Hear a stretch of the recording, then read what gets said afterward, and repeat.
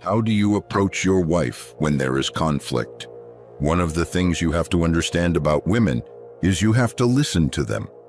Women are more sensitive to negative emotion than men on average.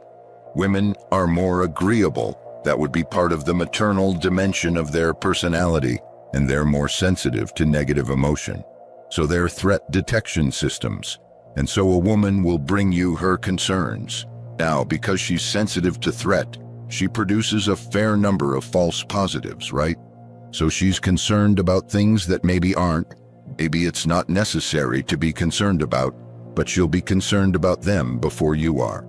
Subscribe to the channel and leave a like so I know you enjoy my content and I can make more videos for you. So women initiate about 75% of divorces, for example. And you might say, well, that means women are primarily troublesome within a relationship. It's like, well, possibly. It's also possible that they pick up what's wrong in a relationship before men do on average because women have to care for infants.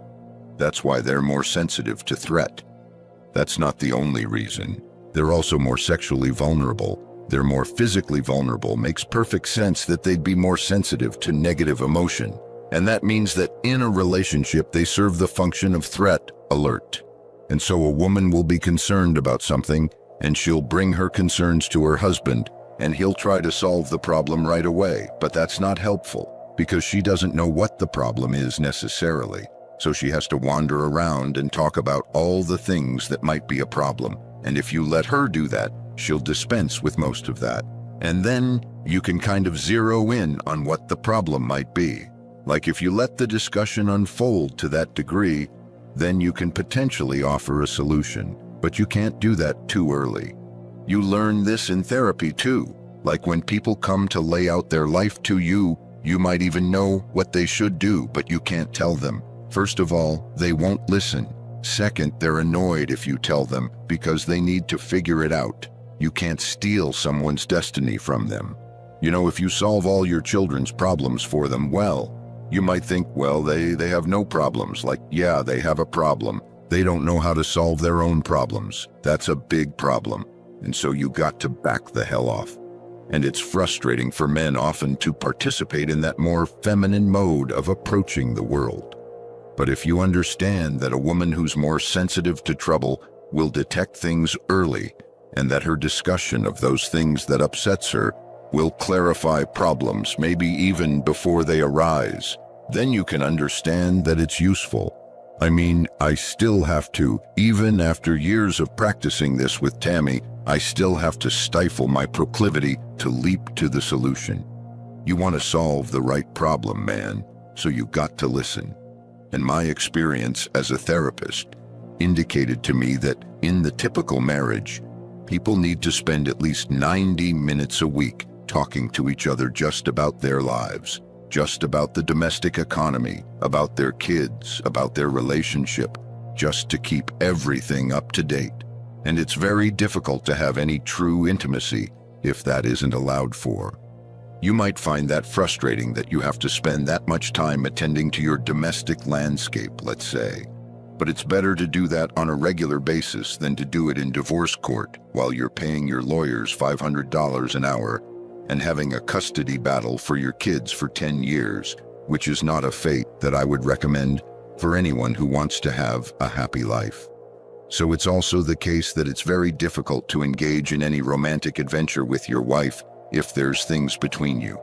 It's very hard because that's a form of play, that romantic adventure. And play is a very fragile psychophysiological state. If there's anything between you that hasn't been sorted out, you can't play.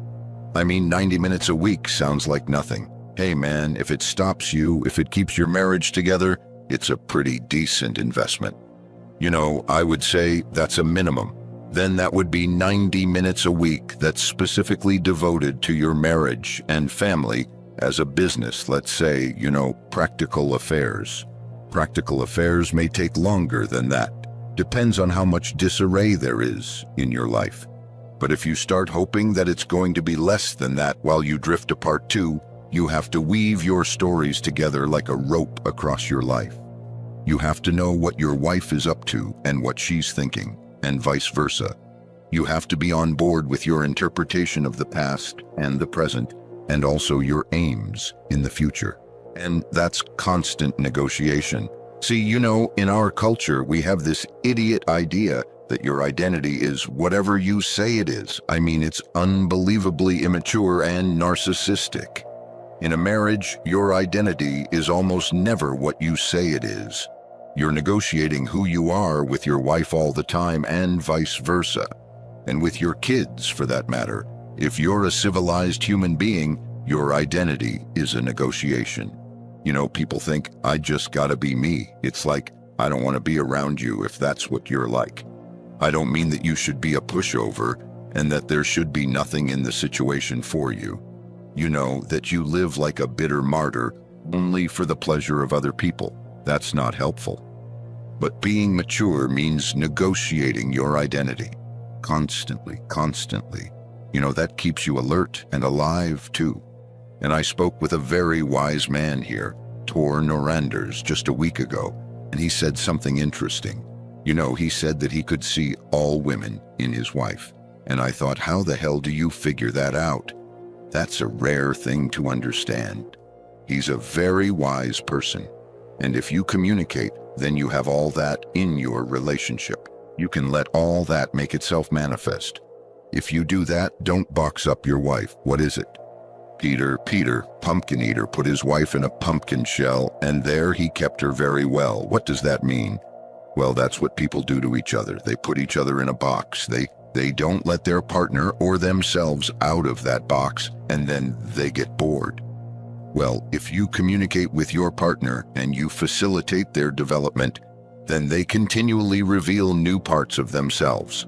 And then your relationship stays dynamic and alive. And that's a good deal. Do you think people realize they put their partners in a box? You can get to a very bad place, one idiot step at a time. So do you realize it? You realize what you're doing at each micro step. You may be completely ignorant of the total consequence of that.